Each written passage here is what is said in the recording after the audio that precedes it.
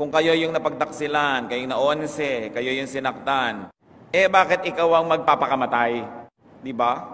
Di lalong natuwa yung nagtaksil sa'yo dahil mas madali kang nawala sa mundo. So kung meron ng ayaw sa'yo, ginanyang-ganyan ka, torture your detractor by having a long and happy life. Bakit mo dadagdagan ang kasiyahan niya? Iniwan ka na nga, binaliwala ka na, nagpakamatay ka pa. Sobra naman siya matagumpay at sobra kang bigo. So kung ikaw'y iniiwan, pinagtataksilan, mag-spa. Baka naman kasi yung paa mo, puro kalyo, so magpa-foot spa ka, di ba? Gamitin mo lahat ng technology ng lahat ng lift. No? Labanan mo ang gravity. Sabi nga nila, looking good is the best revenge. Iniwan ka na, tapos makikita ka, buhol-buhol ang buhok mo, may putik. Naging babaeng putik ka dahil lang iniwan ka ng boyfriend.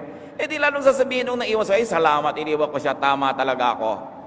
Kung nakikita kang umiilaw pag naglalakad sa kagandahan mo, gumuguhit ang pabango na parang jet, panghihinayangan ka. So, kahit hindi ka na interesado makipagbalikan, panghihinayangan ka man lang, nakaganti-ganti ka.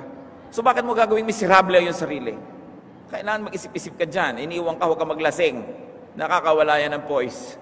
Yung magda-drugs ka, lalaslasin mo ang sarili mo, tapos hindi naman nagtagumpay, nagkapeklat ka pa. Dapat ko iniiwan ka, pag nakita ka, pwede mo sabihin, see what you're missing.